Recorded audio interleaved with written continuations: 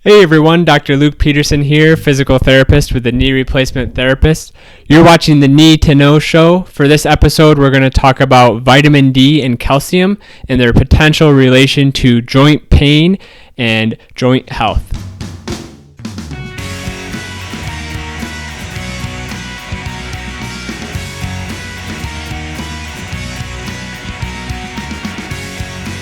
All right, so let's first talk about what exactly are the roles of calcium and the roles of vitamin D. So calcium is something that, of course, is notorious for being very important for developing strong bones, for healthy bones. Good bone health helps reduce your risk of fractures.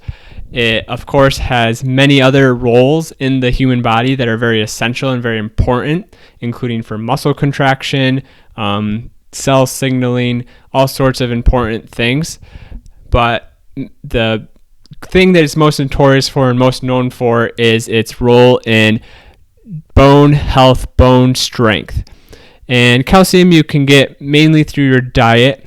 Otherwise, if you don't get adequate amounts of calcium through your diet, your body actually takes it and absorbs it or resorbs it from your bones. So we don't want it taking it from the bones. So you want to make sure that you have adequate amounts in your diet. So you can get this either through, of course, dairy products, but there's also things like calcium fortified foods.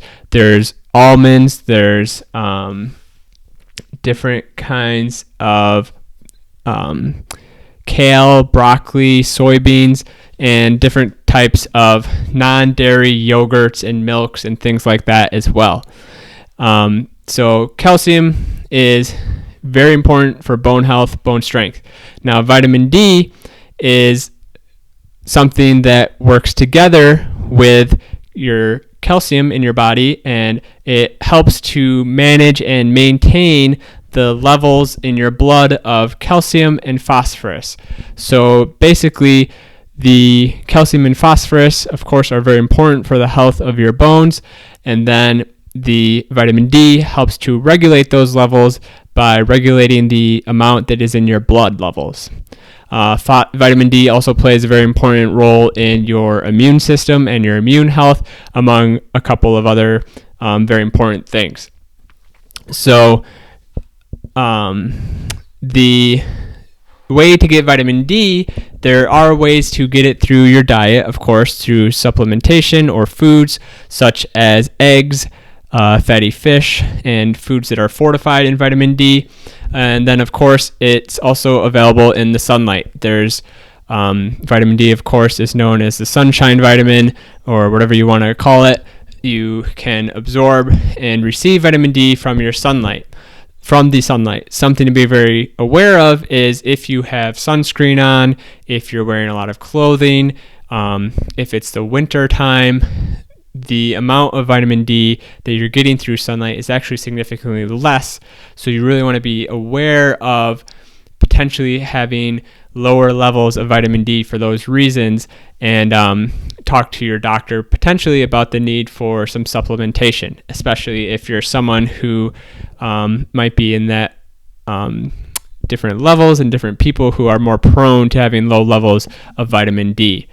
So what does this have to do with your joint health, with your knee pain, with arthritis, with everything like that?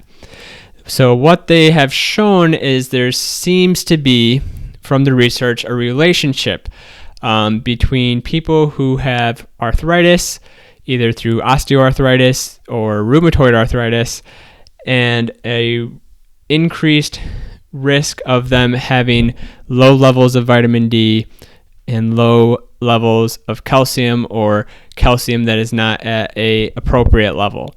So what they think is with vitamin D, that this contribution to your joint pain, to knee pain, to arthritis, it can be something due to its effect on the actual joints, on the actual knee, for example. So, for example, affecting the health of the bones that compromise and make up the knee joint.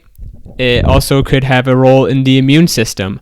So having a role in things like autoimmune diseases, such as rheumatoid arthritis, and some link to things that are like chronic inflammatory conditions, as well as just joint pain in general. Now, there has also been some studies that have tried to kind of justify or verify this, with results that seem to not support this necessarily. I think the take-home message is that it's inconclusive, the results. There really is a lack of high quality, high level research that looks at the specifics of vitamin D levels or vitamin D and calcium levels in combination, and the risk of or development of arthritis, joint pain, inflammation, everything of that nature. So definitely is some sort of potential risk, it seems. Seems like there's a good likelihood a relationship between these things. How exactly this relationship works, there really is inconclusive, and we don't have all the evidence for that yet.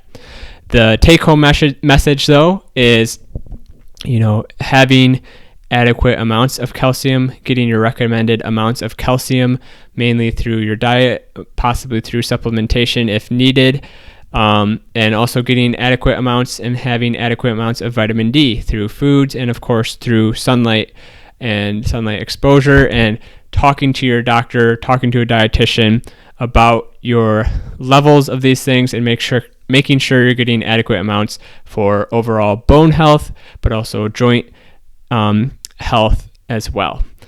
This has been the Need to Know Show. Thank you very much for watching, everyone, and have a great day.